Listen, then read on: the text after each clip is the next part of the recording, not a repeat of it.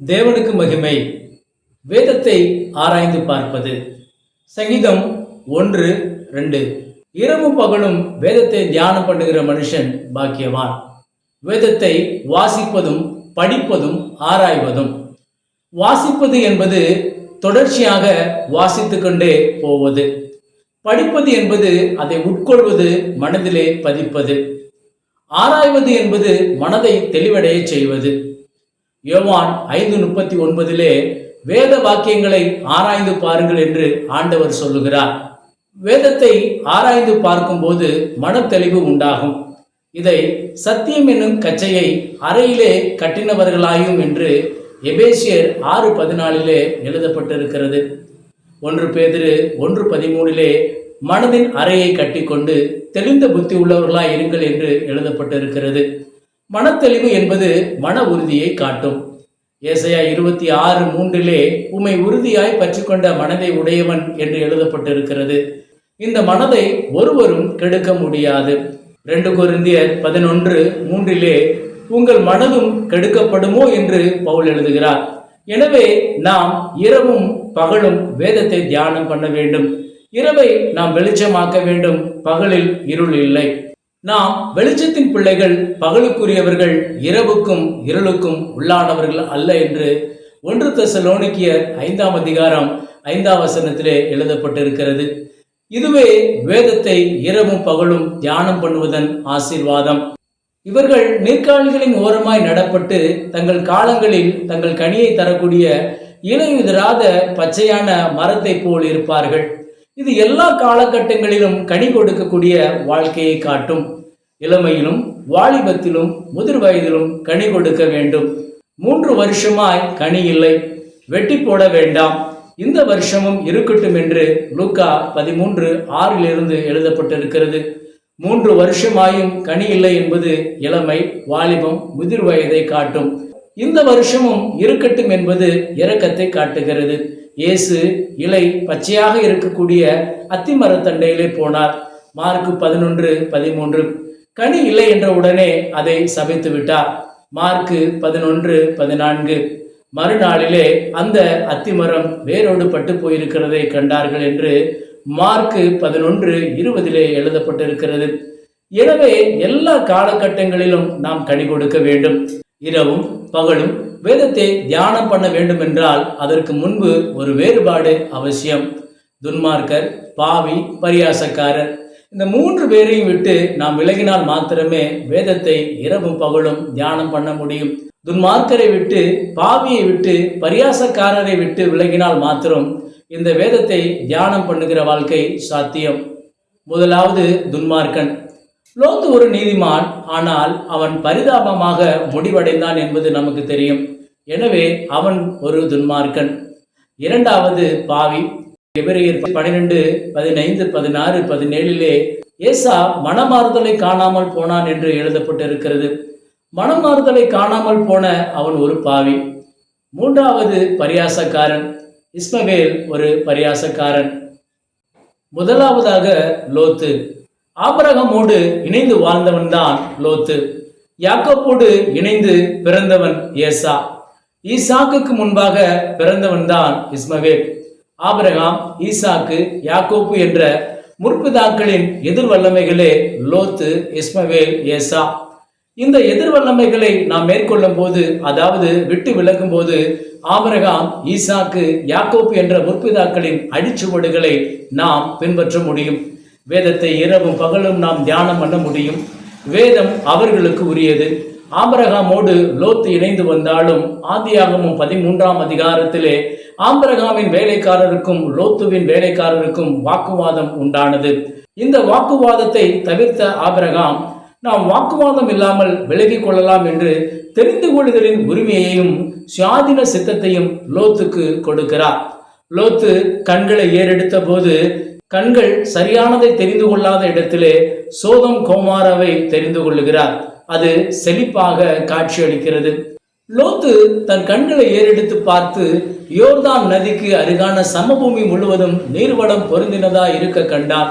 கர்த்தர் சோதமையும் கோமாராவையும் அழிக்கும் முன்னே சோவாருக்கு போகும் வழி மட்டும் அது கர்த்தருடைய தோட்டத்தை போலவும் எகிப்து தேசத்தைப் போலவும் இருந்தது என்று ஆதியாகமம் 13:10 எழுதப்பட்டிருக்கிறது.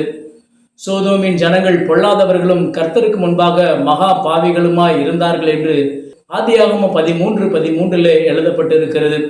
ஆதியாகமம் 19 சோதோம் கோமாராவை அழிக்கும்படியாக தேவன் தம்முடைய தூதர்களை அனுப்புகிறார். அவர்கள் லோத்துவின் வீட்டுக்கு பிரவேசித்ததாக ஆதியாகமம் 19 அதிகாரம் முதல் 3 வசனங்களிலே எழுதப்பட்டிருக்கிறது. இந்த பட்டணத்தை அழிக்கப் போகிறதாக தேவதூதன் லோத்தோடு பேசுகிறார்கள். ஆதியாகமம் 19:13 பட்டணத்துக்கு வரும் தண்டனையில் நீ அழியாதபடிக்கு எழுந்து உன் மனைவியையும் இங்கே இருக்கிற உன் 2 குமாரத்திகளையும் அழைத்து கொண்டு போ என்று சொல்லி அவனை துரிதப்படுத்தினார்கள் என்று ஆதியாகமம் 19:15 எழுதப்பட்டிருக்கிறது. தேவதூதர்கள் லோத்தை எச்சரித்தும் காலதாமதமானபடியால் கையை பிடித்து இழுத்து வெளியே கொண்டு போய் விட்டார்கள் என்று ஆதியாகமம் 19:16 எழுதப்பட்டிருக்கிறது. மலைக்கு ஏறி போக முடியாது என்று லோத்து சொல்லுகிறதாக ஆதியாகமம் 19:19 எழுதப்பட்டிருக்கிறது. இந்த சின்ன ஊருக்கு போகிறேனே என்று கேட்டதும் தேவதூதர்கள் உத்தரவு கொடுக்கிறார்கள். இதை ஆதியாகமம் 19:20 முதல் 22 வரை நாம் காணலாம். ஆபிரகாமோடு லோத்து இருப்பது பரிபூர்ண சித்தம். அதை லோத்து இழந்து போனான். மலைக்கு ஓடிப்போ என்பது பிரியமான சித்தம். அது முடியாது. அந்த சின்ன ஊருக்கு ஓடிப்போகிறேன் என்பது நன்மையான சித்தம். ரோமர் 12:2 நன்மையும் பிரியமும் பரிபூர்ணவுமான சித்தம் என்று எழுதப்பட்டிருக்கிறது. சோதம் கோமாரா என்ற அக்கிரமக்காரர் மத்தியிலே லோத்து தன் குடும்பத்தோடு நீதிமானாக வைராக்கியமாக வாழ்ந்தான் என்று புதிய ஏற்பாட்டில் எழுதப்பட்டிருக்கிறது. ஆனால் சோவாரை விட்டு வேறு இடத்துக்கு போகும்போது லோத்துவின் வாழ்க்கை பரிதாபமாக முடிகிறது. இதை ஆதியாகமம் 19 அதிகாரம் 30 வசனத்திலிருந்து தொடர்ச்சியான வசனங்களில் நாம் காணலாம். எனவே நீதிமானாகிய லோத்து துன்மார்க்கன் என்ற நிலையில் முடிவடைகிறான். இரண்டாவதாக ஏசா யாக்கோப்பு இருவரும் ரெபெக்காளின் வயிற்றுக்குள் இருந்த இரட்டை பிள்ளைகள். இதை குறித்து தாய் ரெபெக்காள் வெளிச்சத்தை பெற்றுக்கொண்டார். அதாவது இவர்களை பற்றிய உண்மை ரெபெக்காளுக்கு வெளிப்படுத்தப்பட்டது. நான் சாகு போகிறேனே, என் சேஷ்டபுத்திர பாகம் என்னத்துக்கு என்று ஏசா தன் சேஷ்டபுத்திர பாகத்தை அலட்சியம் பண்ணினான். ஆகாரத்தை விட சேஷ்டபுத்திர பாகம் பெரியது. 1 கொரிந்தியர் 6:13 படி வயிறும் போஜனமும் அழிவுக்குரியது. சேஷ்டபுத்திர பாகம் என்பது முதற் பலன். அது நிலைத்திருக்கக்கூடியது. ஆதியாகமம் 5 அதிகாரத்திலே ஆதாம் முதல் நோவா வரை 10 முதற் பலன்களை நாம் காணலாம். ஆதியாகமம் 11 அதிகாரத்திலே சேம் முதல் ஆபிரகாம் முடிய 10 முதற் பலன்களை நாம் காணலாம். ஆபிரகாமுக்கு பின்பு ஈசாக்கே முதற் பலன். ஈசாக்குக்கு பின்பு ஏசா அதை இழந்ததினால் யாக்கோப்பு முதற் பலன். யாக்கோப்புக்கு பின்பு யோசேப்பு முதற் பலன். யோசேப்புக்கு பின்பு எப்பிராயிமே முதற் பலன். இதை 1 நாளாகமம் 5 அதிகாரம் முதல் 2 வசனங்களிலும் எரேமியா 31 அதிகாரம் 9 வசனத்திலும் நாம் காணலாம். எனவே மூத்தவர்கள் என்ற அட்டவணையிலே ஏசா இல்லை. வேட்டையாடி சமைத்து தகப்பனுக்கு கொடுத்து ஆசீர்வாதத்தை பெற்றுக்கொள்ள வேண்டும். அதிலும் ஏசா தோல்வியை சந்தித்தான். யாக்கோப்பே ஆசீர்வாதத்தை பெற்றுக்கொண்டான்.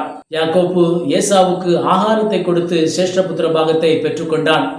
தகப்பனுக்கு ருசியாக சமைத்து கொடுத்து ஆசீர்வாதத்தையும் பெற்றுக்கொண்டான். ஏசா ஒரு நேரத்து போஜனத்துக்காக தன் சேஷ்டபுத்திர பாகத்தை இழந்து போனான். தகப்பனுக்கு ஆகாரத்தை கொடுக்க முடியாத இடத்திலும் ஆசீர்வாதத்தை இழந்து போனான். அவன் கண்ணீர் விட்டு கவலையோடு தேடியும் மனமாறுதலை காணாமல் போனான் என்று எபிரெயர் 12 அதிகாரம் 17 எழுதப்பட்டிருக்கிறது. எனவே ஏசா ஒரு பாவியே. மூன்றாவதாக இஸ்மவேல் ஈசாக்கை பரியாசம் பண்ணுகிறதாக ஆதியாகமம் 21:9 நாம் காண்கிறோம். தேவன் தம்மை பரியாசம் பண்ண விட்டார் என்று கலாத்தியர் 6:7 எழுதப்பட்டிருக்கிறது. வம்மும் புத்தியினமான பேச்சும் பரியாசமும் தகாதவைகள், சோத்திரம் செய்வதிலே தகும் என்று எபேசியர் 5:4 எழுதப்பட்டிருக்கிறது. எலிசாவை பரியாசம் பண்ணின பிள்ளைகளை கரடிகள் வந்து பீறி போட்டது என்று 2 ராஜாக்கள் 2:24 எழுதப்பட்டிருக்கிறது. இஸ்மவேல் ஈசாக்கை பரியாசம் பண்ணுகிற இடத்திலே அவர்கள் ஆபிரகாம் வீட்டை விட்டு அகற்றப்பட்டார்கள் என்று ஆதியாகமம் 21:14 வசனத்தில் எழுதப்பட்டிருக்கிறது. மத்தேயு 27:39-40 இஸ்ரவேலர்கள் இயேசுவை சிலுவையில் அறைந்து தலையை துலுக்கி பரியாசம் பண்ணுகிறார்கள். இஸ்மவேல் பரியாசம் பண்ணி தண்டனையை பெற்றது போல இஸ்ரவேலர்கள் பரியாசம் பண்ணி ஆக்கினையை அடைந்தார்கள். மத்தேயு 8:12 ராஜ்யத்தின் புத்திரர் புறம்பான இருளிலே தள்ளப்படுவார்கள் என்று எழுதப்பட்டிருக்கிறது. இது இஸ்ரவேல் ஜனங்களை காட்டும். எனவே லோத்து, ஏசா, இஸ்மவேல் இந்த 3 பேரை விட்டு நாம் பிரிந்து ஆபிரகாம், ஈசாக்கு, யாக்கோப்பு என்ற முற்பிதாக்களின் அடிச்சுவடுகளை நாம் பின்பற்ற வேண்டும். இதுவே இரவும் பகலும் வேதத்தை தியானம் பண்ணும் வாழ்க்கை. வேதத்தை வாசிப்போம், வேதத்தை படித்து மனதிலே பதிப்போம், வேதத்தை ஆராய்ந்து பார்ப்போம், மனத்தெளிவையும் மன உறுதியையும் அடைந்து கொள்வோம். வெளிச்சத்தின் பிள்ளைகளாக, பகலுக்குரியவர்களாக மாறுவோம். எப்பொழுதும் எல்லா காலத்திலும் கனி கொடுக்கக்கூடிய இடத்திலே காட்சியளிப்போம். கர்த்தர் உங்களை ஆசீர்வதிப்பாராக. ஆமேன். தேவனுக்கு மகிமை உண்டாவதாக.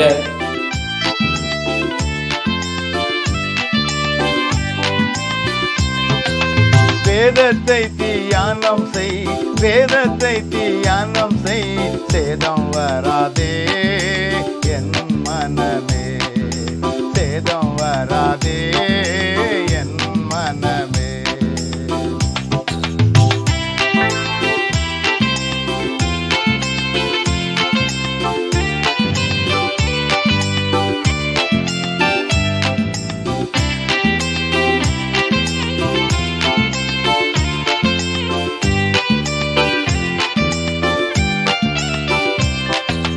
பொன்னிலும் மேலான பசும் பொன்னாம், பொன்னிலும் மேலான பசும் பொன்னாம், விண்ணில் நம்மை சேர்க்குமா, விண்ணில் நம்மை சேர்க்குமா. வேதத்தை தியானம் செய், வேதத்தை தியானம் செய், சேதம் வராதே என் மனமே. வேதத்தை தியானம் செய், வேதத்தை தியானம் செய், சேதம் வராதே என் மனமே. வேதத்தை தியானம் செய், வேதத்தை தியானம் செய், சேதம் வராதே என் மனமே, சேதம்